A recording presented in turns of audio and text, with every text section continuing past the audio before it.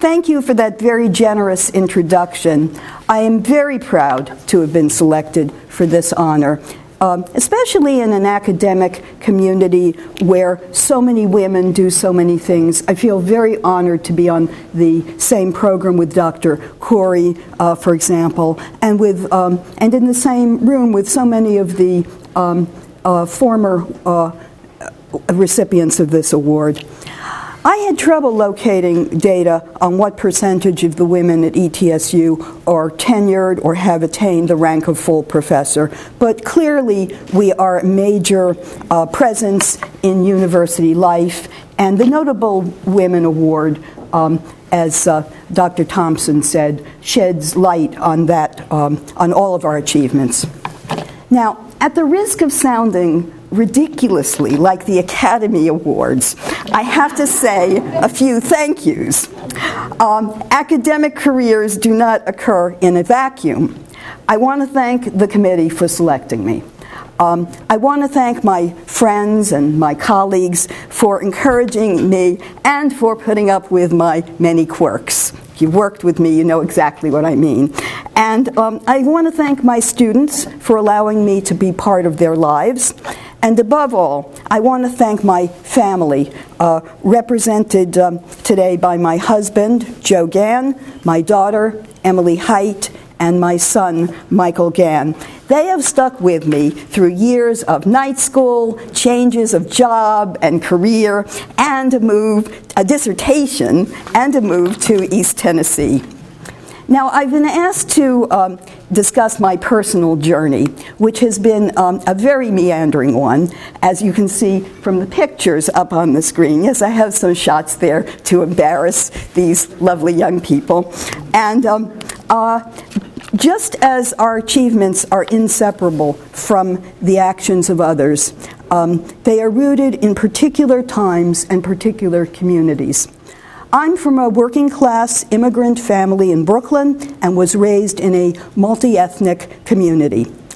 My grandparents, all of them East European Jews, were from 4 different countries and spoke 7 languages between them. To me, what is sometimes described as diversity is the normal state of human affairs. As a child, I was socially inept, and I spent a lot of time reading. I came of age in the 1960s, an era presently depicted as a time of undisciplined self-expression. Now, it was that in part, but what many people forget is the 60s were also an era of deep idealism.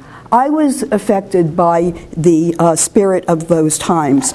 So when I graduated from Brooklyn College with a BA in English, I did not go to graduate school in literature, as I thought I might do.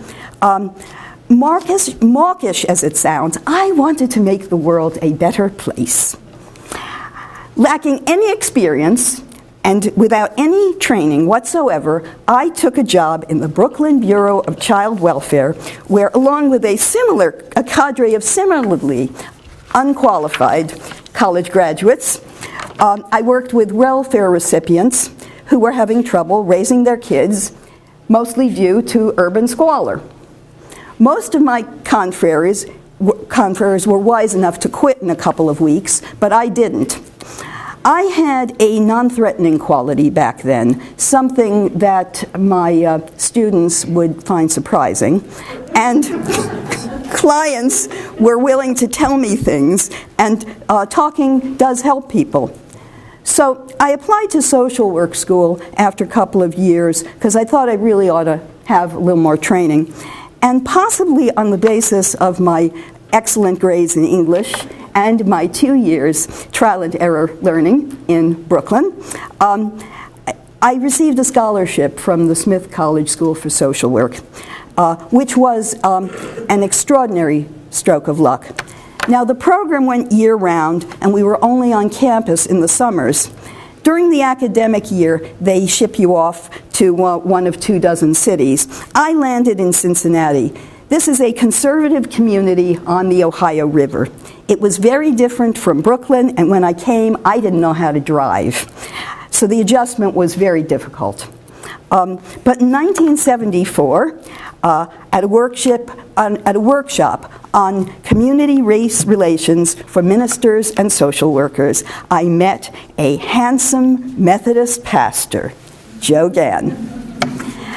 Our backgrounds were very different, but we had similar values, and we married the following year, much to the consternation of my secular but ethnically Jewish family and Joe's right-wing Republican father. We had 3 children. Social work, it turned out, was a dreadful career choice for someone like me. I am too academic, something of a nonconformist, and I think divergently, all of which were a problem in social agency structure, more so than in the public schools where I worked later on. Frustrated with a succession of jobs, I was unsure how to proceed. In the summer of 1984, I participated in a church project designed to further opportunity for minority children. Its leaders, who did not know me well, figured I was the one who ought to do Bible study since I'm a minister's wife. And lots of the kids, I learned, had reading problems, so I did some informal tutoring. And I enjoyed this so much that shortly afterwards, I determined to change careers. So I went back to school at night and obtained a certificate for teaching English, later added a reading specialist endorsement, and another for teaching English as a second language. I worked in K-12 education from 1989 to 2002, mostly in public schools for what they call at-risk youth. I really liked it. But just as I'd felt minimally equipped to help indigent parents in Brooklyn, I felt my background in literacy was insufficient, since so many of my students struggled with basic reading.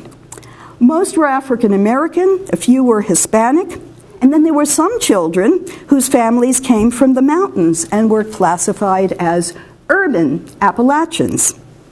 I became intrigued with the interface between literacy, language, and dialect diversity. Our district did have in-service training, but honestly, it was heavy on icebreaker activities like throwing a ball of yarn to a colleague.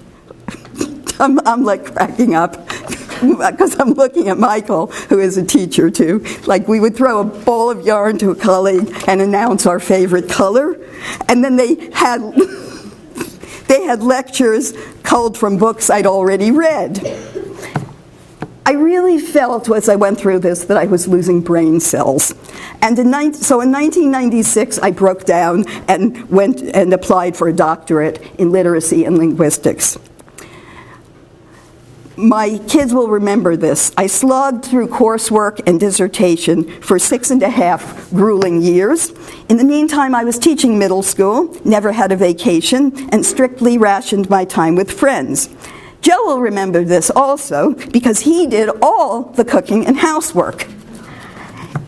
In June of 2002, I received an EDD from the University of Cincinnati.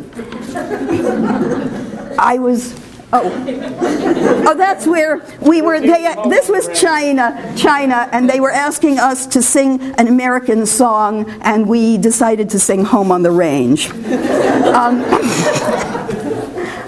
I was getting too old to break up the fights in the schools for delinquents where I was working, and I considered university teaching.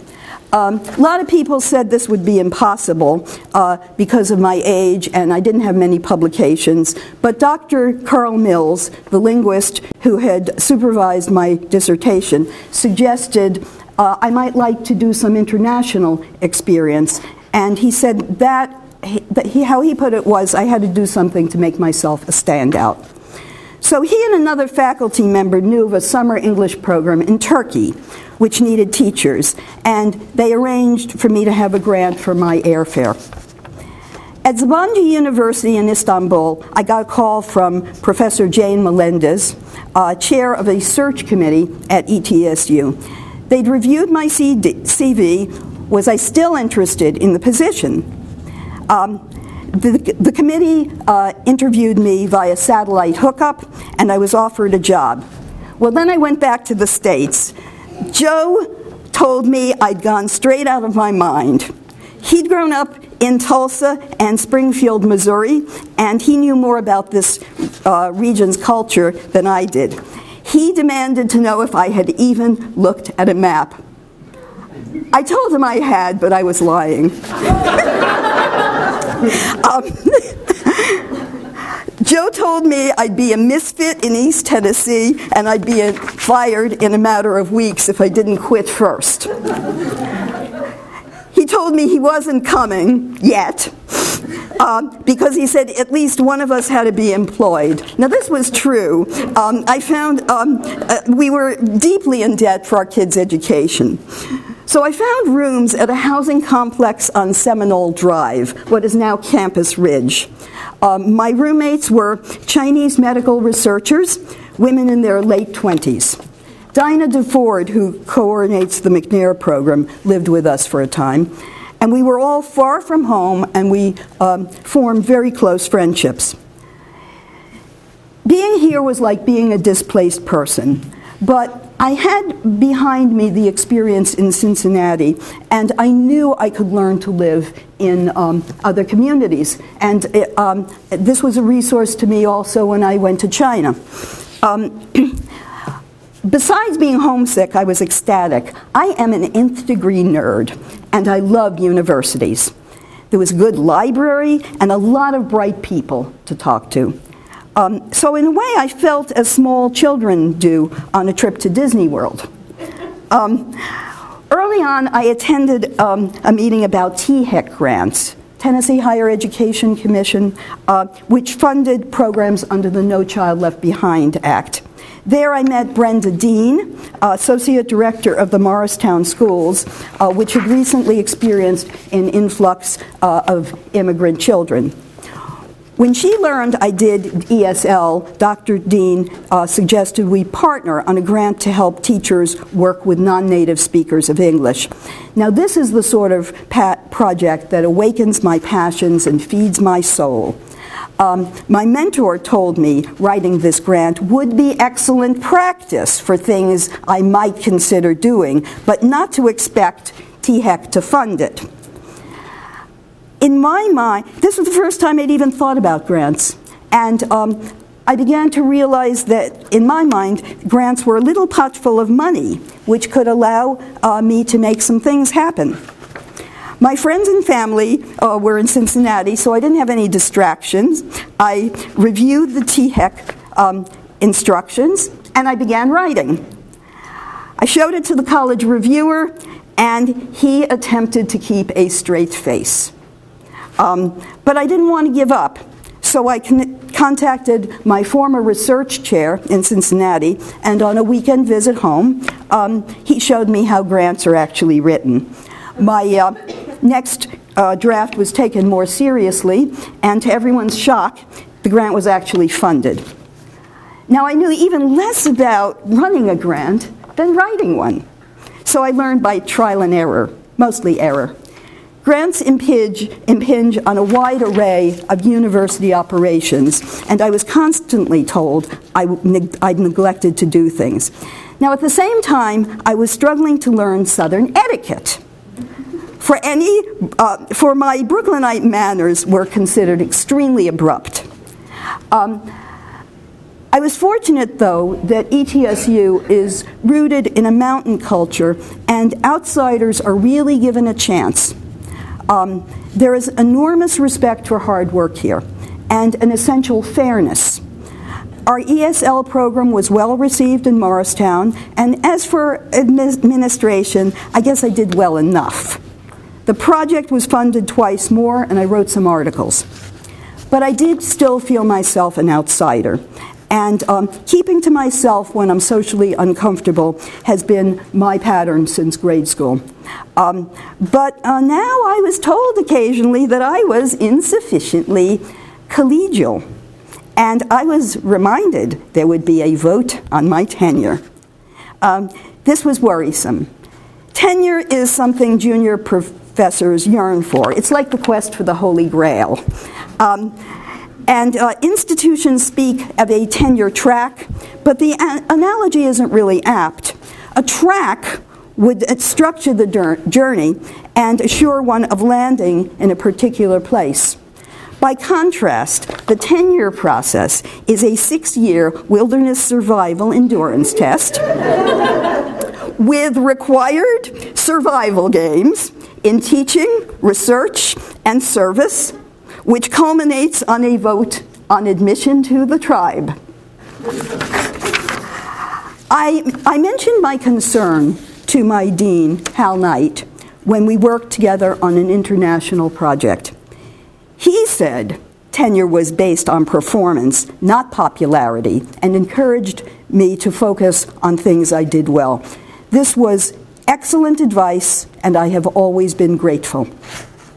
I was becoming something of an internationalist. During the THEC grants, I had learned of a puzzling group of children from rural Mexico who were often consigned to special education because of incomprehensible speech. Actually, they were speakers of indigenous languages, such as Michec and Purepecha. I made inquiries with the Linguistic Society, and they put me in touch with some teachers from Oregon who were making a trip to Mexico's Tarascan Mountains. My position with ETSU gave me a certain credibility, and they invited me to come along. Hal Knight thought the project was interesting, and he located some funds. When I returned, I did a series of workshops about language diversity in Mexico. It is now less common that indigenous speakers are placed in special education, and I think it's partly a result of that project. My field work in Mexico and the earlier project in Turkey had whetted my appetite for international work. So I was delighted to receive an email from a former roommate who is now in Nanjing. English teachers were needed, it said. Would I be interested in coming that summer to teach English in Nanjing? I accepted, and I enrolled in a course in Chinese. I never got really good at it. Lily, my friend Lily back there, visiting scholar, she'll tell you. But she might be too polite. Hearing that I was going to China, Dr. Maria Costa asked if I'd like to spend a semester on a teaching exchange at the University of Shandong. My long-suffering husband helped me put my stateside life on hold for 6 months. In all, I did 7 projects in China, some with universities, some with language schools. Only 2 were directly sponsored by ETSU, but my ETSU connections served as a platform for the contacts I made. Stateside, I've worked on a number of projects for resident Chinese scholars. One of these I directed, but actually program administration is not my strong suit. In 2012, an old friend, the Reverend Michelle McKinnon Young, invited me and Joe to the Czech Republic, where we ran a series of English camps. These attracted many young women who were hoping to return to the workforce. They had gotten 3 years of maternity leave paid for by the state, and that sounds great, except afterwards there's terrific discrimination against them as far as re-entering the workforce. In a world where there are only 12 million native speakers of Czech, English is cultural gold. And our project led to the development of an English center geared to the needs of young mothers at Prague's English-speaking United Methodist Church. Here in East Tennessee, I worked in reading and English as a second language education, preparing teacher candidates for the classroom. I still do some work with children and adults who have trouble learning to read, and recently I helped initiate a community ESL program at Cherokee Church for adults needing English instruction. Now I am going to mention something that may seem trivial. I omitted it when I first prepared this talk, but a good friend convinced me I should not leave it out. As you've seen from the pictures up on the screen, I used to look considerably different. At one point, I weighed 70 pounds more than I do now, though I constantly dieted. I wasn't pleased with the way I looked, and I was even more unhappy with the way overweight women are treated. Quite accidentally, I learned what the problem was. I was not sufficiently active. I found this out quite by accident when I barely escaped a serious accident. I've never been a good driver. My vision is 20/20 for distance and reading, but I have problems with peripheral vision. And I nearly killed a cyclist. And I realized someone like me should not drive. Our house is 2 miles from campus, so I just started walking here, toting my professional clothing in an enormous backpack. Some of you have seen that. Over the course of a year, I reached normal weight. Now, for much of my life, I just tried to ignore what I looked like, living from the neck up. But now I started paying attention to how I dressed, because clothing is a major way we structure identity. There's no doubt that reclaiming femininity increased my interpersonal power. But I also became very conscious of the way we women relate to our bodies. In every country I visited, women are taught to dislike something about their bodies. We're expected to focus more on how our bodies appear and less on what they can do. The antidote is becoming active. I have started hiking in the mountains with my friends. Now, I've told you a bit about what I've been doing. What I'm going to say, most of you are younger than I, and you are developing your own careers. What I'm going to say is most relevant to university faculty, but it has application, I think, to work in other types of organizations. We arrive at a university with a variety of interests. Successful academic careers are built at the intersection of the interests and the institution's needs. Other people may try to dictate our direction, but we have to consider what we actually care about. Too much time spent doing things we dislike crushes the soul. Some things that we are interested in are already being done, and a newcomer never replaces someone entrenched in a project. So it helps to notice what others don't want to do or are not doing yet. I, for example, located a spot in an international project which was going unfilled. Had someone senior been interested, a newcomer would not have been chosen. Bureaucratic obstruction is real. So for a newcomer, it is sometimes wise to avoid being noticed. Obstruction may come from a university's system of checks and balances, as with the curriculum process system and the IRB. But occasionally there are people who obstruct because they enjoy it. Sharing the credit for projects with those who've made minimal contributions is one way to cope with this. But in the face of persistent obstruction, it sometimes is necessary to graciously step aside to assure things go forward. It's frustrating, but other opportunities always present themselves. Now, not long ago, a couple of former students presented me with a gift wrap book, which they said they reminded them of me. One of them was Katie Sledge, your daughter. It was a deluxe edition of The Prince, Machiavelli's 14th century classic on the exercise of power. I'd read parts of it in college, and I really was baffled. Why would I remind anyone of a political philosopher who discusses the way to take over kingdoms and perform mass executions? But after rereading the book, I decided I actually am a power tactician of sorts. Anytime we work in an institution, it is important to understand its distribution of power. Universities are not corporations fundamentally. They are medieval institutions resembling miniature kingdoms. Power is distributed among various manors, fiefdoms, and bailiwicks. That is, colleges, the library, the athletic department, and each is governed by a ruling lord or dean, whose vassals and knights serve as chairs and faculty members.